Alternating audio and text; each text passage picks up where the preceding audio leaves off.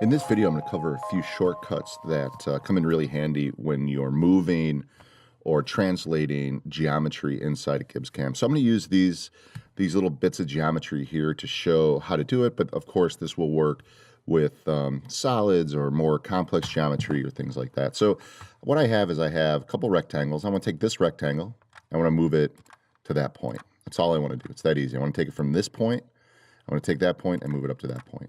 Okay, so if I'm looking at these points, you can see that they're purple opposed to being green. That means that they're not created in the active coordinate system. So if we come up to your coordinate system, here's the first shortcut.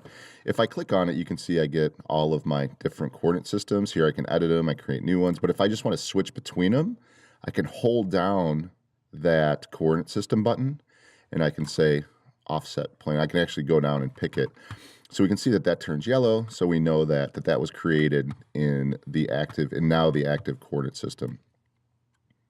So I'm going to come over here to offset X, and we can see this one turns yellow, and it was created in that one.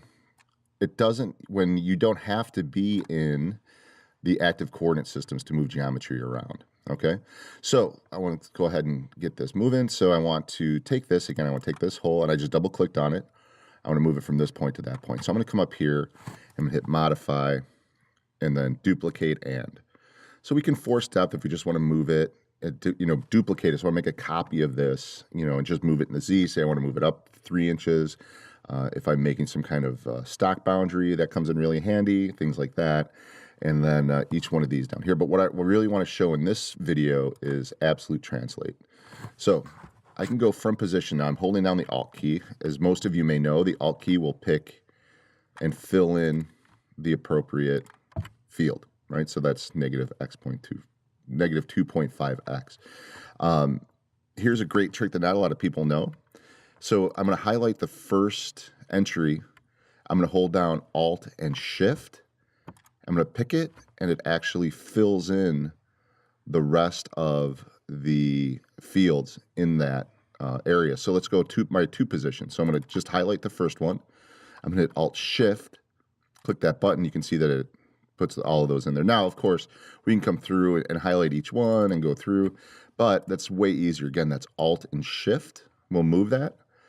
So I can come here and hit Do It, or the space bar actually acts as the Do It button. There we go.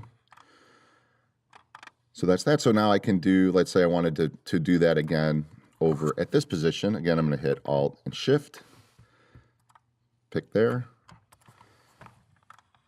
and it moves it over. Okay. Fantastic. So that is the shortcuts for the picking a lot of fields and coordinate systems and things like that when you're moving geometry.